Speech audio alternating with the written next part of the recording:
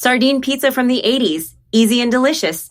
In my skillet, I'm going to add 1 finely chopped white onion. Then I add 2 minced garlic cloves. I already have a bit of olive oil here. And I'm going to saute everything really well. Now I add half a green bell pepper. I also add 1 ripe tomato. Then I add half a can of drained peas for a special touch. I mix everything. Now I add 2 cans of canned sardines. I break them up gently with a spoon. I quickly stir to mix with the other ingredients. Now I add about 1 1/4 cups of tomato sauce. I add a pinch of salt and a pinch of ground black pepper, and now I carefully mix everything. To finish, I turn off the heat. And I add chopped fresh parsley to taste for a fresh touch. I stir just a little to incorporate the parsley into the filling. In a bowl, I place 3 whole eggs. I add about 1/2 cup of oil and 1 cup of whole milk. I quickly mix with a hand whisk. Everything is now well combined, and 1 1/2 tablespoons of sugar. I gently mix without overbeating. Now I add 2 cups of sifted all-purpose flour. I mix well, and now I add 1 tablespoon of baking powder. I gently mixed. Everything is now well mixed with the leavening agent. Now I pour the batter into a baking dish greased with butter and dusted with a bit of all-purpose flour. And now I place the sardine filling on top of the batter. I spread it little by little on top. Now I add tomato slices on top. Then I add onion slices on top of the tomatoes. I finish with a pinch of dried oregano for aroma, and I bake it in a preheated oven at 350 degrees Fahrenheit for 40 minutes.